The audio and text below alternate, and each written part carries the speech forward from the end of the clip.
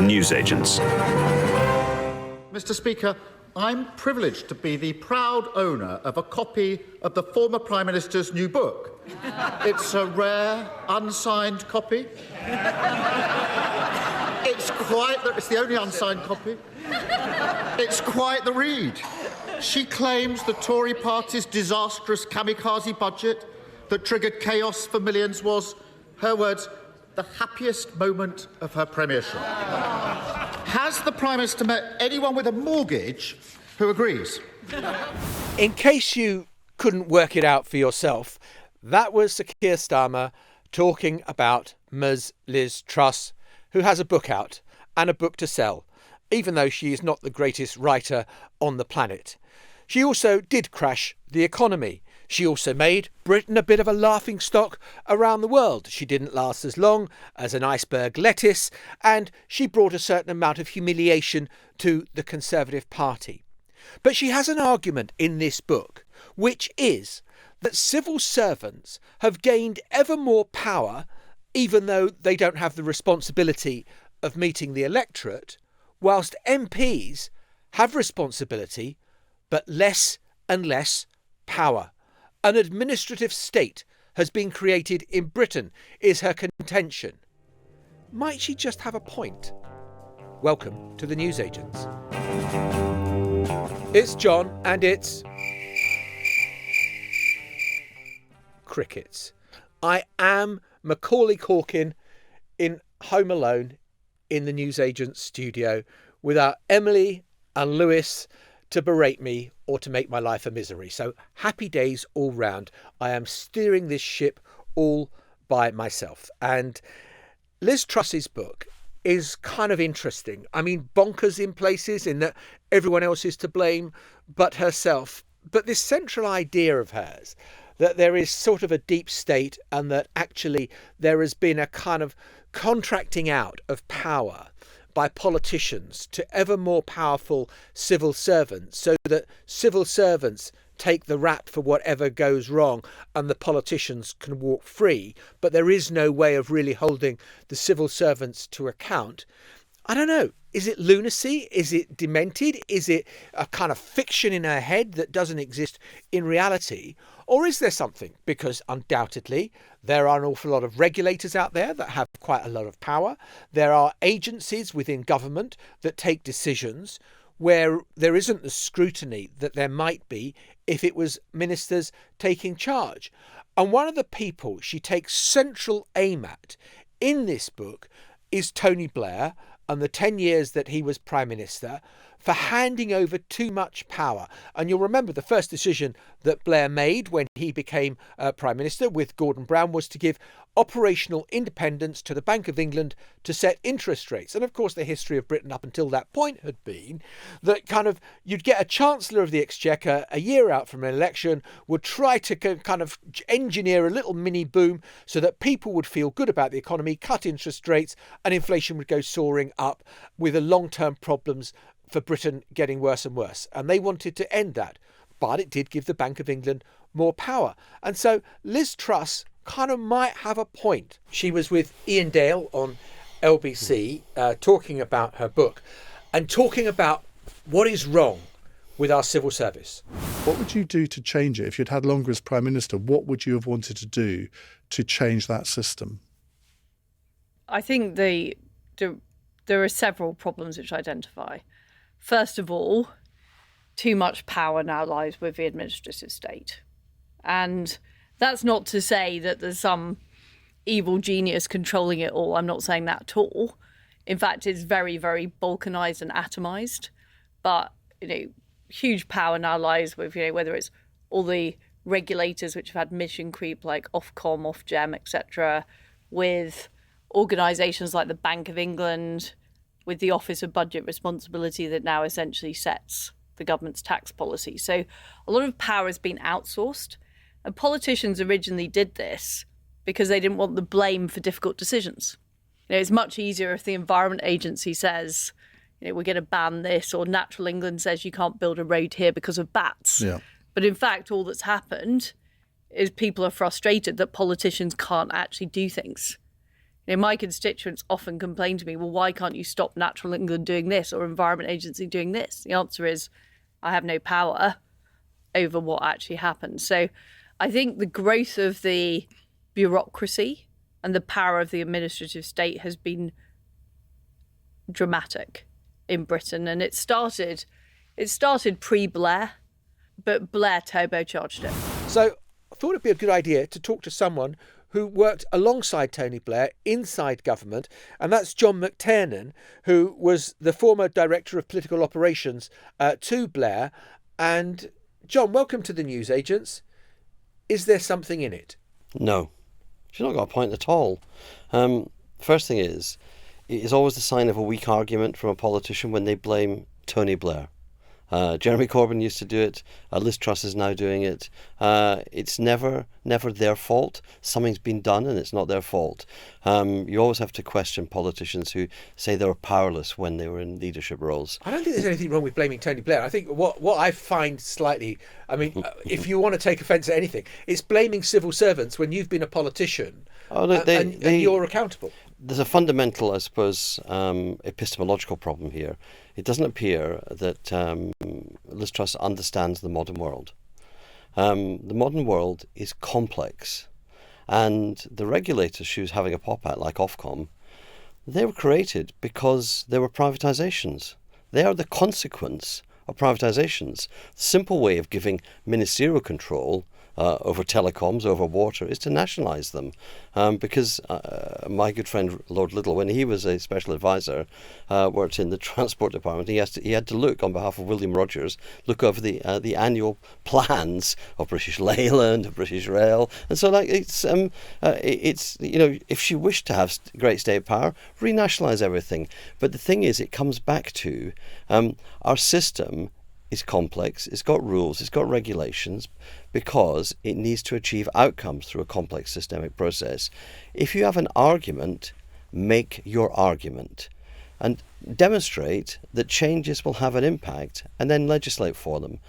Don't, in a fit of pique, come into government and sack the senior civil servant, Tom Scholar, in charge of the Treasury, your main economic advisor, sack him and then go, do you know what? It was awful that in my 44 days as Prime Minister, I was unsighted on economic issues. I have no idea why that happened. It must have been the civil service. It wasn't you for sacking the senior civil servant? Yes, that is a very fair point. But there has been a lot more, power given to agencies or quangos or whatever you want to call them, within the civil service, where they have a certain amount of authority. I heard a story from kind of when David Blunkett was Home Secretary during the Blair administration, of him coming into the Home Office and saying, I want to do X. And the Permanent Secretary says to him, well, that's not Home Office policy. And he says, I'm the Home Secretary. And they said to him, yeah, well, whatever. It's also the Home Secretary doesn't run any police forces. The Home Secretary is jointly responsible for one police force, the Metropolitan Police. A lot of the things that the UK government does, that government ministers do, are not delivered directly. They're delivered by intermediate organisations. Local government delivers schools, or academy chains deliver schools. That is as it should be, because we have dispersed power. We've decided correctly, and this does go back to something that Tony Blair did. Tony Blair decided the point of power, achieving power in the UK, was to give it away. Devolution in Scotland, devolution in Northern Ireland, devolution in Wales, restoration of the mayoralty and to London, devolution to London, reform of the House of Lords, all of these, freedom of information, all these things done to make it more complicated, more demanding for individual politicians to say, do this. And that's right, because democracy is not getting the right to have your way because you want to vote. And Liz Truss didn't even win a general election. She won an election within her own party. You don't get the right to then determine everything. We are a parliamentary democracy. We are not a prime ministerial dictatorship. But I suppose she would argue that Parliament needs to be able to conduct greater scrutiny over decisions that are made. And the point she makes about the Office for Budget Responsibility, which was not something that happened on Tony Blair's watch, that was something that George Osborne introduced, so that the government was not marking its own homework on what the state of the economy was. There were independent adjudicators to give the numbers more credibility. Now, it does give away an awful lot of power when you do that, doesn't it? The thing that moves back and forth in all of Liz Truss's attempts to say it wasn't her. A big boy did it and he ran away. All of this is like, does she want a stronger parliament, or does she want a stronger executive, stronger cabinet, or does she actually want a stronger prime minister? And that is what flows around. Arm's length bodies, quangos, are accountable to Parliament. She never actually says she wants more power for Parliament. She's always saying, why didn't I, as Prime Minister, get my way for my whims of policy? And I know for a fact that before she became Prime Minister, when it was clear she was winning that election, Treasury civil servants went to Chevening to visit her team and said, OK, what are your great ideas for turbocharging the economy? And they had one idea, and it was, couldn't we have more local abattoirs? That was it. What? Sorry. Say, could we have more local abattoirs? Because farmers have told us that it's a bit of a cost to take their cattle to be slaughtered in more centralised abattoirs. They didn't have a programme. The issue with the civil service is they respect what ministers and ministerial arguments. Ministers need to have a point to make, a case to make. Civil service neutrality is not neutral to stupidity. If a civil servant says, that can't work, I don't understand it, explain it more, give more detail, they're trying to help the minister or the prime minister achieve an end. I have not heard any specific statements about anything that Liz Truss was thwarted by. What did she do? She told the OBR, don't tell me what my budget will do. She told the Treasury, I'm going to sack your head. That tells you what I will do if you dare to tell me a truthful opinion. She now says the Governor of the Bank of England should be sacked retrospectively because she spooked the markets. She's meant to be a free market Tory, and her biggest rage is with the free market. And because she can't sack the free market, she'd like to sack the Bank of England governor. Yeah, I mean, I suppose the argument that Liz Truss would make is as well is that the civil service has stopped being neutral. It is an activist, woke civil service, and she will use those terms herself to describe them. Does that have any credence? It's ludicrous, it's lunatic, it's paranoid. It is the rantings and ravings of a pub bore, not the observations of a former Prime Minister. It demeans the office, it actually demeans Liz Truss. It demeans her status as an MP. And the reason I say that is that the civil service aren't there to do what you tell them to do. They're there to deliver the programme when you set it out. And when she says woke, what she actually means is the Equality Act. She's attacking the Equality Act. And what's the Equality Act give? It gives rights to black and brown people. It gives rights to minorities. It gives rights to women, rights to disabled people. And if Liz Truss wants to say she wants the right to be a racist Prime Minister, then she should say it. She should say, I was constrained from acting because there were equalities duties that stopped me having policies that would punish parts of our country, people who live in our country. So that's the view from a political operative who was there with Blair.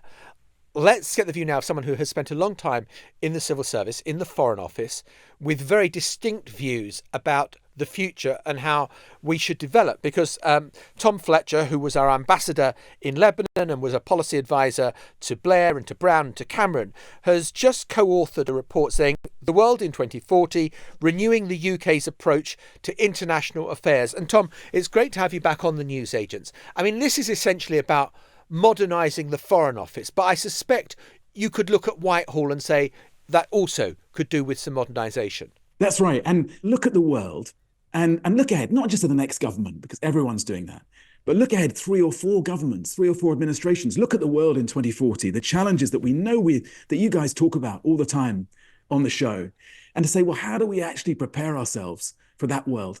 And actually, it's not about the name of the building, but the people in it. It's about getting that sense of purpose back into government and back into the foreign policy machinery. But would Liz Truss, if she were listening to you, I mean, she might accuse you of being wokerati and all the rest of it.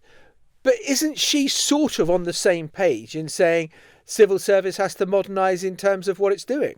Well, I think the civil service would agree with that. And the people I've seen in action at the top of government, you mentioned those three prime ministers. In those days, working for three prime ministers took 4 years, not 4 weeks as in the recent Liz Truss era.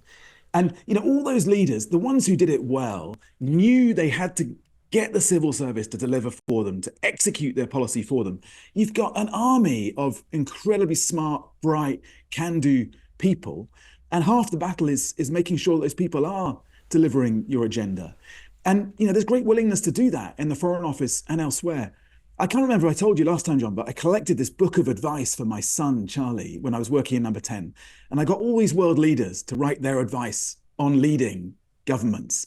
And the key thing was you've got to get the vision right. We kind of know that. You've got to communicate that effectively. And many leaders can do that. Many leaders can't. I make no comment on Liz Truss.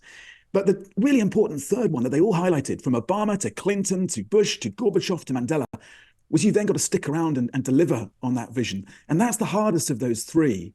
And it really is, I think it really sets apart the leaders and the foreign secretaries that do this well from those that really struggle. So do you think that, Liz Truss has just got this book out, 100,000 words, and she goes on about the Foreign Office being woke and anti-Israel and, their activist agenda. Is it nonsense, or is there a point? So I don't know about the whole woke. This whole woke thing is so confusing, isn't it? We were called, on the back of our report, we were called woke because we wanted to spend more time worrying about climate change and about poverty and about stopping conflict in the world. And I think if you look ahead at what's coming at us between here and 2040, those are things that most people in the UK, particularly younger generations, would think were important. So no, I don't think that the FCO has a kind of political view in that way or an activist view, but it does want to get out there and promote Britain's interests, promote our security and prosperity. And then there's this really interesting debate about the extent to which we should be idealistic. Should we be promoting a kind of more positive world, a more positive vision of the world? I'd be one of those at that end of the spectrum between the idealists and the realists. But I think you can combine both.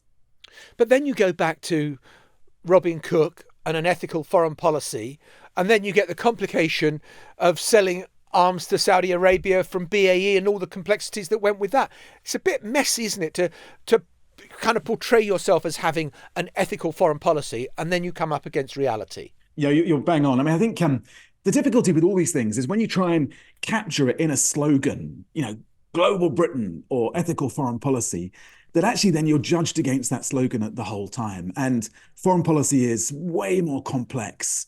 There are way more grey areas. It's way more tricky. You're making trade-offs the whole time. I think we can aspire to a more ethical, progressive, idealistic foreign policy, but actually it should be more show than tell. I think the problem is when we shout to the world that we're doing things in a certain way, when we tell them we're world beating at everything, and then they just turn around and say, hang on a second, are you really? Or when we tell them we're ethical, then of course they're going to zero in on the thing that they regard as not being ethical. So I think just getting on with it, having purpose and intent, being more strategic. We're always being told that the autocracies are better than us, better than the liberal democracies at being strategic. And that applies to foreign policy too. I've experienced that. We were kind of playing poker with Putin over Syria back in 2013, and ultimately we blinked first. He was able to take that longer term view than we were able to take. So I think we can be more strategic, but there can be idealism at the heart of all that. I don't see a problem with that. But don't you identify a central problem, which is that the politicians like to stand on platforms and talk about how we've got a world-beating armed forces, we've got world-beating foreign policy, we are, and there is that puffed-up pride that we are still empire. And the Foreign Office, kind of with its buildings and all the rest of it and the paintings, are emblematic of that. Yeah, and look, I've worked in some of the most fantastic embassies in the world. Think of the embassy in Paris. It exudes a certain type of grandeur and power, and it's somewhere that people want to come. And that's not a bad thing. You want to have that convening power. You want people to think that when they get the invitation to the Foreign Office or the embassy in Paris or Washington, that it's a dinner party they'd like to be at. It's a table they'd like to be around. So I personally don't have a problem with a bit of that. The problem is, as you say, when that sense of of who we are in the world, of our interests and our clout in the world, is completely defined by an image of ourselves, which is no longer the case. We don't have an empire anymore. We're not the country we were in the early 20th century. We've left the European Union, so we don't have that alliance as strong as it was. You know better than anyone, John, the way that America is changing and America's role and engagement in the world is changing. So we do have to be more agile in the way that we pick our alliances, issue by issue, and a bit more creative about it. We can't just stand on top of a grand building and tell everyone that we're amazing. Tom, fantastic to have you on. Thank you so much. Thanks, John. If you have been feeling that there has been a mighty hole in your life these past 3 weeks, it's because there's been no Prime Minister's Questions. I knew it. You were missing it badly. Well, today they were back in all their slightly less than technicolor glory.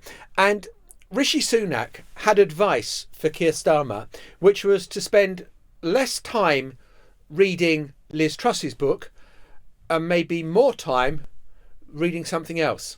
Well, Mr. Speaker, all I'd say is he ought to spend a bit less time reading that book and a bit more time reading the Deputy Leader's tax advice.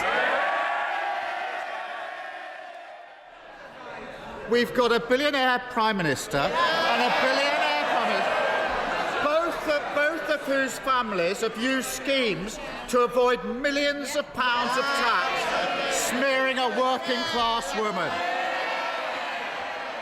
I thought that for Rishi Sunak, who can often seem so sort of leaden and slow, it was a pretty smart, pre-prepared response. And I think had Keir Starmer rocking a bit, because of course this is the uncomfortable subject for Labour, particularly when the Greater Manchester Police seem to be putting a lot of resource into this investigation, into Angela Rayner and where she lived and where she voted and whether she was registered at the wrong address and whether there may be capital gains tax to pay on the sale of a council house. In sums of money terms, compared to what Keir Starmer was talking about, is absolutely loose change that you'd find behind the back of the sofa. But it still has the potential to damage. And I guess the interesting thing is the extent to which this whole cloud hanging over Labour's deputy leader bleeds into the local council elections next month, when Labour are predicted to do really well. I am joined by Natasha Clark, LBC's political editor, fresh back from Australia. Do you get as much grief for going to Australia as I do? Not quite as much, John, I don't think. No, I bet you don't. I bet you don't. It's one of life's rich unfairnesses. It sounds very unfair to me. Yeah, it is. I completely back you. A wonderful country, but I'm glad to be back. Good. So what did you make of it? Are the Tories onto something? I think, the Tories have obviously sensed weakness in this Angela Rayner tax route, and they have absolutely gone helter-leather for it. It does have a few echoes of that Beergate curry row with Sir Keir Starmer during lockdown, which obviously the Tories went all over as well and ultimately did not end up in a scalp for them. But the fact that the police are investigating now, and as we read from the newspaper reports today, up to 12 officers investigating numerous claims about her tax, about whether she had put the wrong address down on the electoral roll as well. I think it does damage Sir Keir Starmer, even just the accusations. There are lots of people saying this is just a smear story. And obviously you heard Sir Keir Starmer's pretty good retort back in Prime Minister's Questions there. But it does, because he's meant to be Mr. Rules. He's meant to be the guy that stands up for integrity and standards in public life. And obviously when he compared that to Boris Johnson, that was a much better comparison than doing so to Rishi Sunak. It's not quite the same argument that he was making when he was first Labour leader. And obviously they've, pinned all of their hopes that Angela Rayner is going to be able to get off this. She has said that she will resign if she's found guilty. That's exactly the same promise that Sir Keir Starmer made when he was doing that. If she's charged? I think she has just said if she is found guilty of any offence, she will resign and she will, take full accountability for herself. That's exactly the same promise that Sir Keir Starmer made over Beergate. It was a gamble, and it was a gamble that he won at the time. I just wonder whether you think, look, Angela Rayner has clearly been less than candid and won't publish the legal advice that she was given, and Keir Starmer says he hasn't read the legal advice.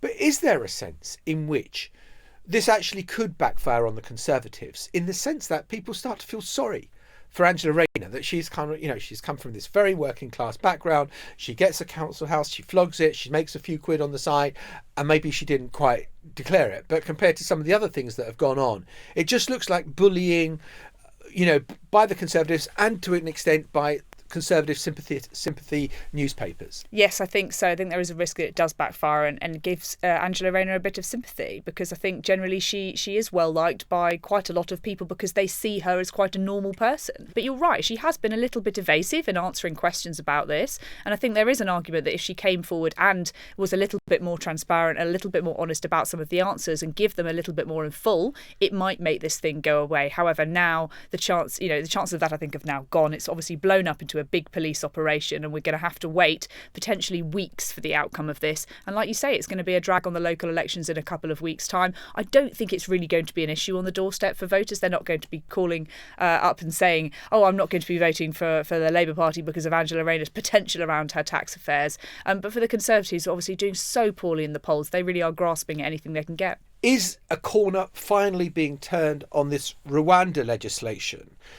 And I mean, where have we got to in Parliament? Because everyone talks about parliamentary ping pong, and I don't think a lot of people have a faintest clue what that means. Essentially, we are in the stage where it's bouncing back between the House of Commons and the House of Lords. So we're at the stage now where it's gone through the House of Commons and the House of Lords multiple times. The House of Lords keep trying to put amendments on it. The House of Lords keep stripping them off. And we are still in that parliamentary stage. Now, a couple of days ago, I was speaking to people in government. They were quite confident that by the end of this week, we could see royal assent for the Rwanda bill. They are expecting the House of Lords at some point in the next couple of days to drop their opposition. We're expecting another couple of amendments to go through and to be put on in the next 24 to 48 hours. But after that, the government, I'm told, do expect them to drop their opposition. They've had a go. They've tried to get it through. The government have said no. It will be a total of 3 times by the time that gets done. So they are hopeful, cautiously hopeful, that by the end of this week, we could see that come into law. Now, in the last 24 hours, they've been slightly less confident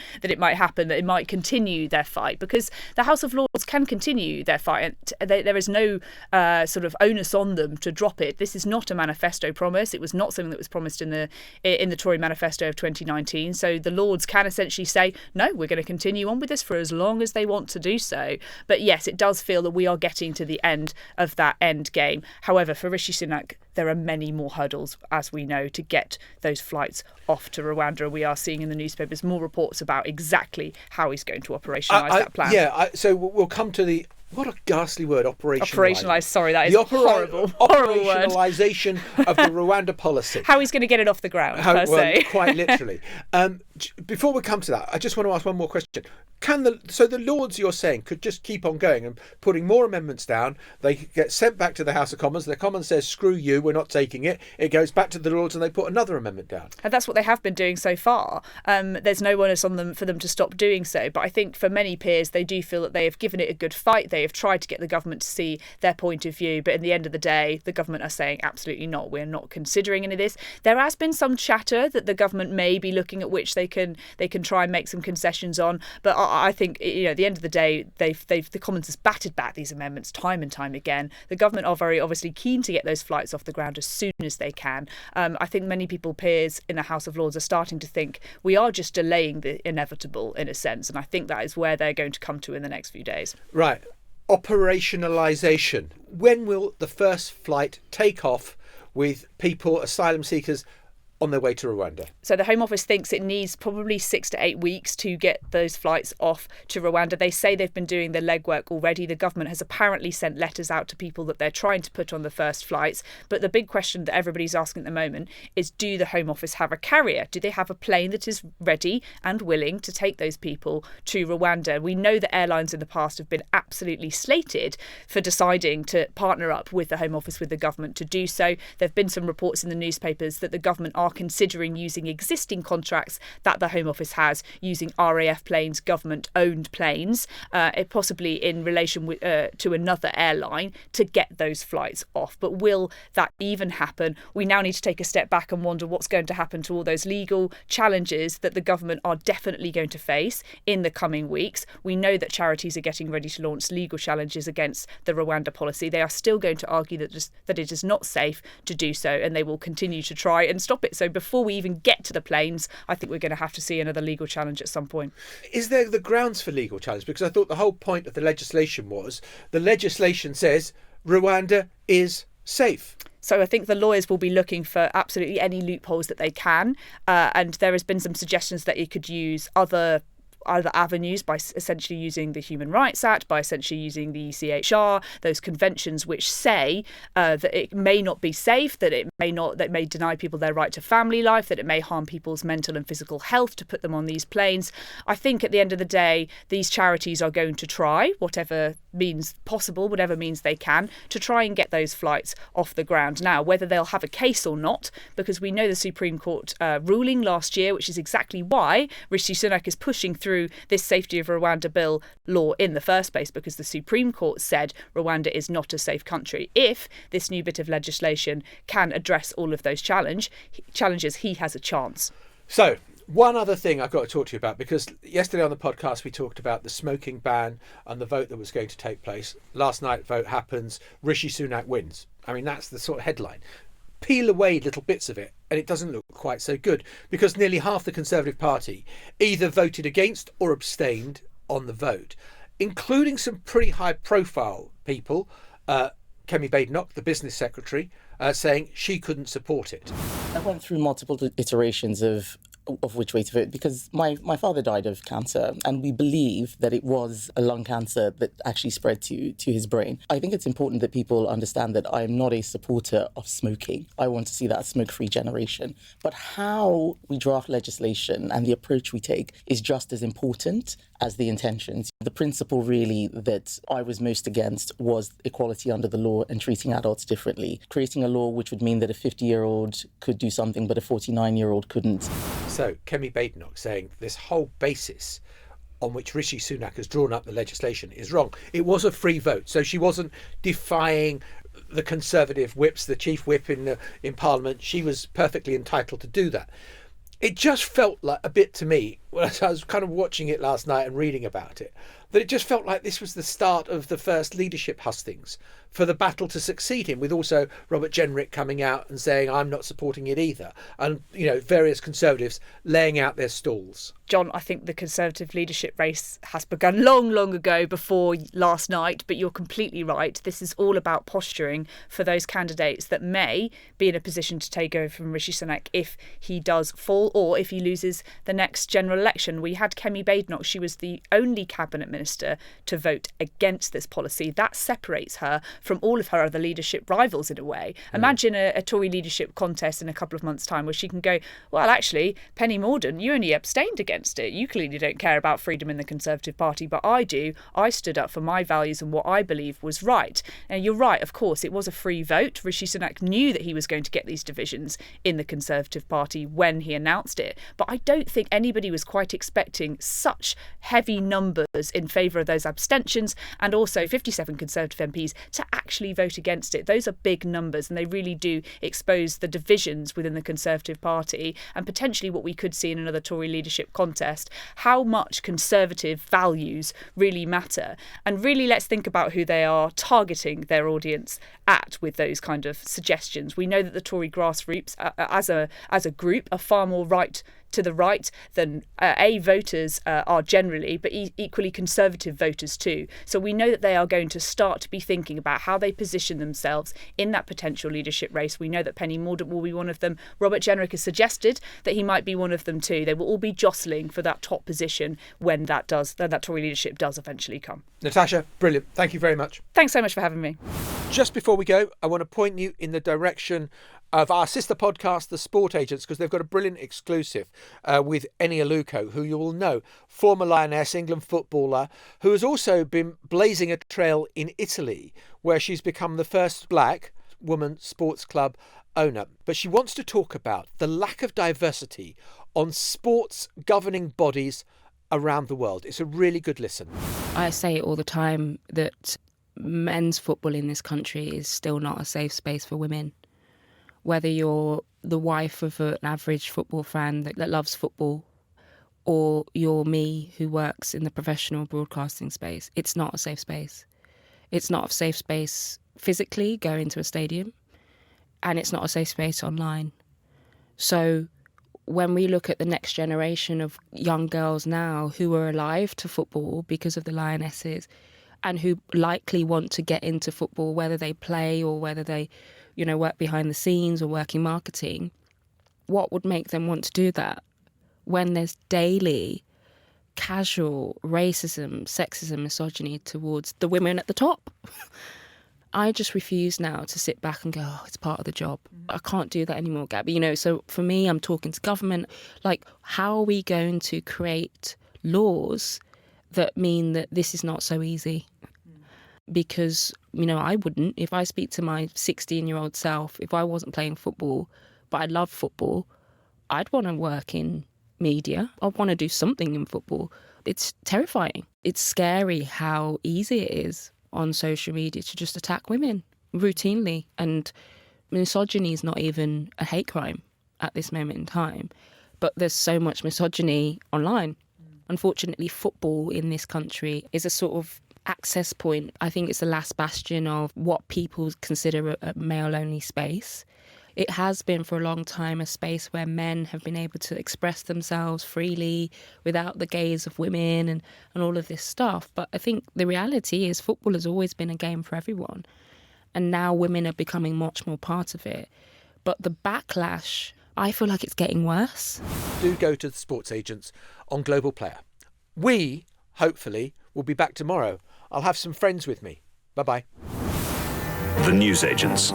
This is a Global Player original podcast.